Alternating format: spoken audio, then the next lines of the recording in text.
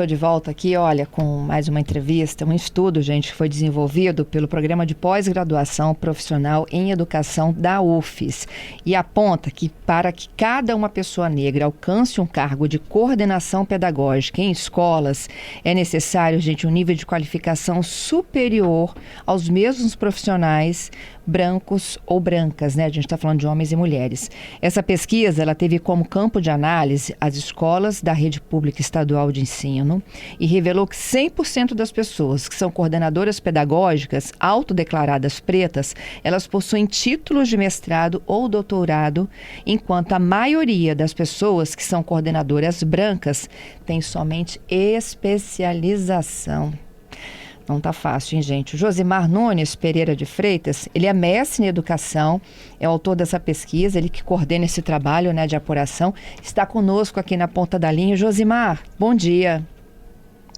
Bom dia, ouvintes da Rádio CBN, bom dia, Fernanda, Adalberto, Kennedy, Patrícia e toda a equipe que está trabalhando neste momento para colocar esse programa no ar. Obrigada, viu? Aqui é um time mesmo, viu? Para a gente conversar e trazer assuntos tão relevantes como o seu. Me fala um pouco desse seu levantamento nas escolas. Então, foi um estudo que teve como foco pensar, pensar o papel da gestão escolar na promoção da educação antirracista.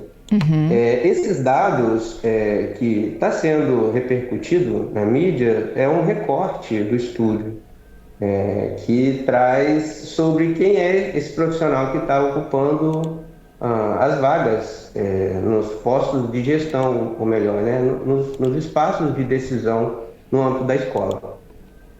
E aí a gente percebe, né, para que esse cargo ele seja ocupado por um profissional negro ou uma negra, ele tem que ter muito mais títulos, ela tem que provar muito mais do que um branco, é isso? É uma discussão importante de ser feita, principalmente quando a gente trata num cenário onde muitas vezes a gente trata da meritocracia. Então, em teoria, num cenário ideal de sociedade, aquele que tem um maior nível de capacitação seria o profissional que estaria ocupando essas funções, né? Correto. Só que, infelizmente, os dados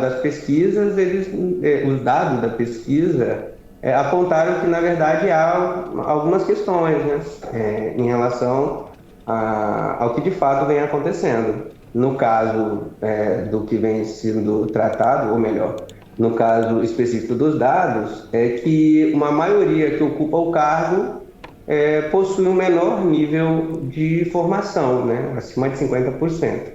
Aqui é óbvio, é importante destacar que não significa que um profissional que tem especialização, ele não pode ou não deve fazer enfrentamento ao racismo na escola.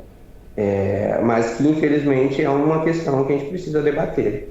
Josimar, e nem que ele tem menos, né, experiência que o outro, que tem mais títulos, mas se a gente tivesse realmente que fazer uma seleção por prova de títulos, é claro que o cargo seria daquele que tem o doutorado.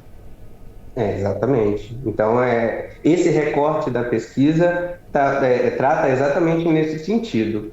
E aí, é importante trazer que a pesquisa, ela toca num ponto, ela traz para o centro de discussão sobre o papel que o Estado precisa atuar no processo de implementação de ações para que essa realidade possa ser alterada, né? Então, focar que cada Estado formar esses profissionais que estão no exercício da função, mas também promover políticas afirmativas. E aí, quando eu trato de políticas afirmativas, eu não estou falando somente de cotas. Eu estou falando de quando esse profissional negro ocupa esse cargo, como que é o processo de acolhimento, como que é o processo de seleção para essas funções. Então, isso são pontos importantes que a gente precisa destacar. Óbvio, em momento algum aqui a gente está colocando que é a função do gestor negro fazer o enfrentamento ao racismo. Pelo contrário, a gente está aqui tratando que a escola é um espaço que precisa, aquele que está na função, precisa fazer esse trabalho, até mesmo porque ele está enquanto representante do Estado naquele momento, né? Mas é um dado sensível que a gente precisa se questionar, trazer para a discussão, tensionar o poder público para que ele promova políticas públicas para poder resolver essa questão. E aí, Fernanda, um ponto importante a educação antirracista é uma educação que ela também é pelo exemplo. Então, é o professor na sala de aula trabalhando no currículo, mas também é através de como que é o modus operandi da escola. Sim. Então, quando você tem pessoas negras ocupando esse espaço de destaque, você cria no estudante uma referência para que esses estudantes eles possam também se ver como possíveis e potentes de estarem nessas funções. Sim. Josemar, e a gente está fazendo de um recorte na educação, que foi fruto da sua pesquisa, mas eu acho que isso é espelho, né, de toda uma realidade.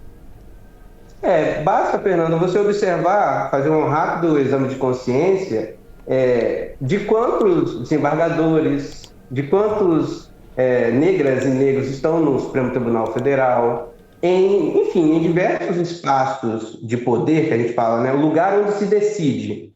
E aí, infelizmente, os dados, tanto da pesquisa no âmbito da educação, mas se a gente for ver aí dados do DIEESE e de outras fontes, a gente vai perceber que essa subrepresentatividade, ela é algo latente, né? É isso. Quais são seus caminhos? O que se aponta aí? Hoje já existe política de cotas, né? É pensar a política afirmativa de modo mais amplo. Uhum. Né? É pensar que, primeiro, a política de cotas é muito importante. Se a gente for observar, a Secretaria de Educação mesmo, ela só adota as cotas nos concursos públicos a partir de 2022. Mesmo a gente tendo aí já o respaldo desde 2012 do Supremo Tribunal, de 2014, de leis que tratavam do acesso a esses cargos no âmbito federal, né? Então, a gente precisa, a partir dessa pesquisa, né, colocar em questão o papel que o Estado precisa cumprir para que a educação antirracista ela efetivamente aconteça na prática. E aí a gente vai falar sobre orçamento, ou seja, destinar recurso diretamente para que isso possa acontecer. Infelizmente, a fiscalização do Tribunal de Contas apontou que, por exemplo, no âmbito da Secretaria de Educação, isso ainda é um ponto muito sensível. Destinar a equipe de pessoal para fazer formação, né? Então, assim, não é simplesmente pensar a representatividade, mas também entender que as pessoas brancas, que também são igualmente responsáveis, elas precisam assumir esse papel de enfrentamento ao racismo, né? Até mesmo, como diz Petronilha, o importante, quando a gente está pensando nessa política, né, é pensar qual é o projeto de sociedade que aquele profissional ele tem. É uma sociedade igualitária, que respeite a diferença, né? Então, acho que é mais ou menos esse o caminho. Perfeito. Josemar, te agradeço muito, viu, por dividir conosco esse seu trabalho de pesquisa. Eu que agradeço e um ótimo programa para vocês.